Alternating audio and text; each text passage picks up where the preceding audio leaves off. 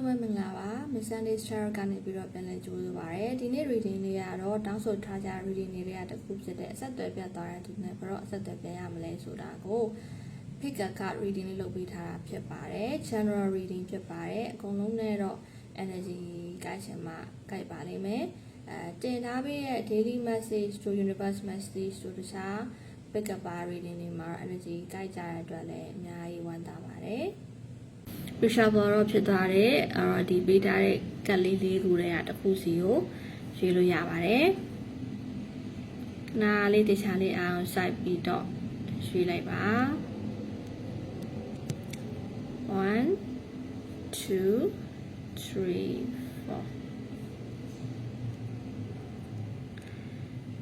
ေးပြီးသွားကြလောက်ပြီလို့ထင်ပါတယ်အဲ့ဒါဆိုရင်စလိုက်မယ်နော်ကနံပါတ်1ကလေးကတော့ passive success that with demands အဲ့တော့ဘာကိုပြောချင်တာလဲဆိုတော့သူကတော့ဒီမှာတော့ဒီတဲ့ပြောရရင်တော့10ပတ်ကနေ10လပေါ့နော်10ပတ်ဆိုတာတော့2လခွဲပေါ့2လခွဲကနေ10လအတွင်းဒါပေမဲ့ passive success နဲ့ဒီမှာ Capricorn ပါနေဆိုတော့ Capricorn ရဲ့သဘောကတော့သူကတော့တိကျတယ်ဒါရေရှည်အတွက်အခိုင်အမာမှုကိုပြီးတော့ဦးစားပေးရပေါ့နော်အဲ့ဒီတော့ဗာပြောချင်လဲဆိုတဲ့အခါကျတော့အဆက်အသွယ်ပြတ်သွားတဲ့သူနဲ့အဆက်အသွယ်ပြန်ရဖို့ကတော့10ဘက်ကနေ10လအတွင်းမှာတော့ဖြစ်နိုင်တယ်ဒါပေမဲ့တစ်ဖက်မှာလည်းကိုယ့်အတွက်ရေရှည်ခိုင်မာတဲ့ရေရှည်ကိုဘဝအတွက်ရေရှည်ကောင်းမဲ့အရာတွေပေါ့ကိုယ်တိုင်ရဲ့ဥမာအလုပ်ကိုင်းပိုင်းငွေကြေးပိုင်းကိုယ့်အတွက်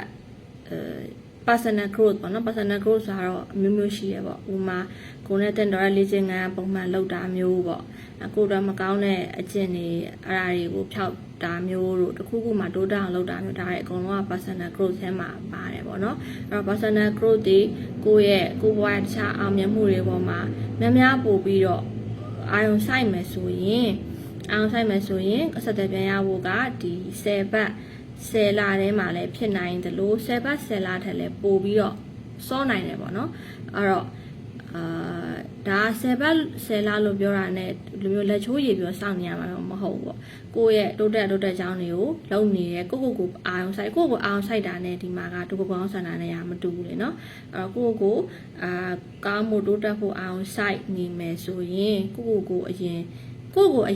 ရုစိုက်ပေးမယ်ဆိုရင်ကိုဂရုစိုက်ခြင်းနဲ့ကိုဆက်သွယ်ပြန်ရခြင်းနဲ့သူနဲ့က10ဘတ်10လအတွင်းမှာအပြင်10ဘတ်10လထက်လဲစောပြီးတော့လဲတွေ့နိုင်တယ်လို့ကတော့ပြောပါတယ်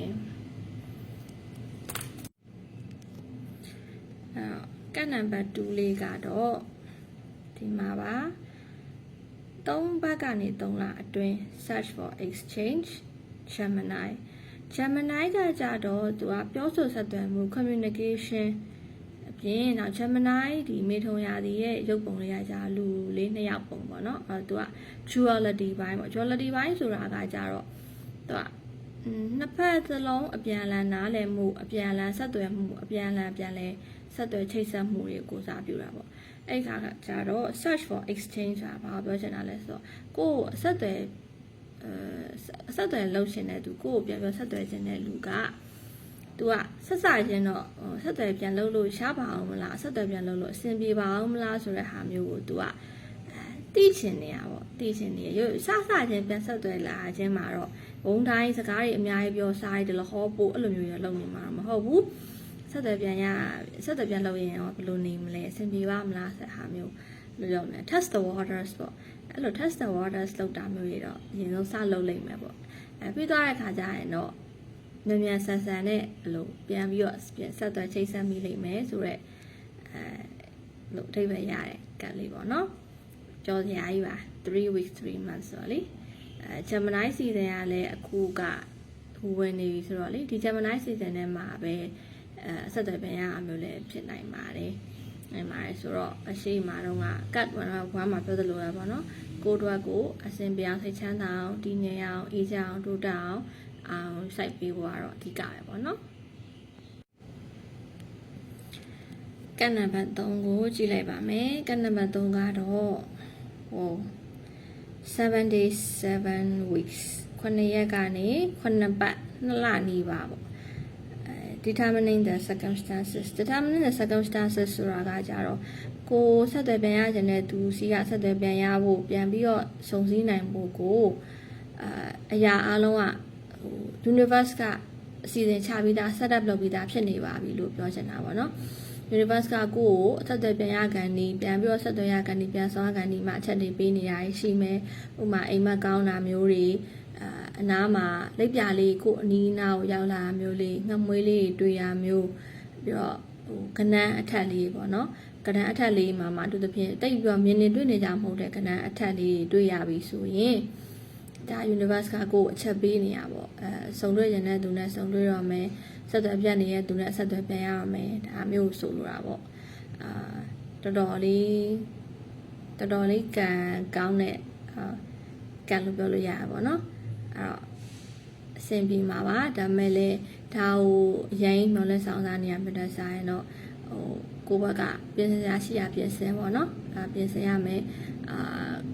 ဒါဆက်သွယ်ရခြင်းနဲ့သူမရောက်လာသေးလေကိုကကိုဘွားနဲ့ကိုအေးအေးချမ်းချမ်းတည်ငြိမ်အောင်နေမယ်ဆိုတဲ့ဟာမျိုးအဲ့လိုမျိုးလေးကိုစိတ်ကိုထားနိုင်မယ်ဆိုရင်တော့ဒါကံတရားပို့ပြီးတော့မြင်ဆက်ဆံပြန်ပြီးတော့တွန်းပို့ပေးလိမ့်မယ်ပေါ့နော်နောက်ဆုံးတကတ် number 4ကိုကြည့်လိုက်မယ်နော် Tuesday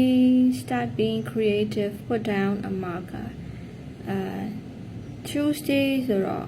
Mars ဂျိုပေါ့နော်အင်္ဂါဂျိုဒီတတိရှိခြင်းနောက်ပြီးတော့အဲ့လိုဥဆောင်နိုင်ခြင်းအဲ့ဒါတွေကိုကိုးစားပြပါပေါ့အဲ့တော့အဆက်အသွယ်ရခြင်းနဲ့သူ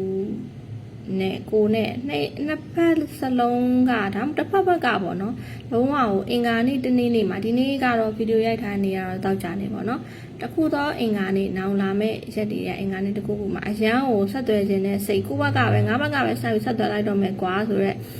အဲ့လိုမျိုးစိတ်ထဲမှာစိတ်တစ်ခုပြင်းပြင်းထန်ထန်ဖြစ်ပြီးတော့စပြီးတော့ဆက်သွယ်ကိုစလှုပ်လာလိမ့်မယ်ပေါ့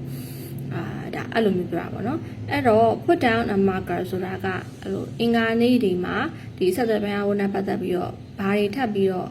သိရလဲဘာတွေထူးခြားလဲဘယ်လိုမျိုးကိုအရင်တော့မသိချင်ရနဲ့မသိခဲ့ရတဲ့clarity တခုခုပေါ့နော်တခုဟိုရှင်းလင်းသိချင်ခဲ့တာတခုဦးသိရဘာသိရမလဲ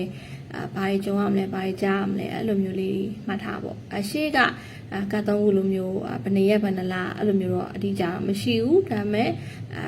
တခုသောအင်္ဂါနေ့ပေါ့တခုသောအင်္ဂါနေ့မှာတော့စပြီးတော့ထူးခြားလာမယ်ဆိုတော့အတိတ်ပဲရပါတယ်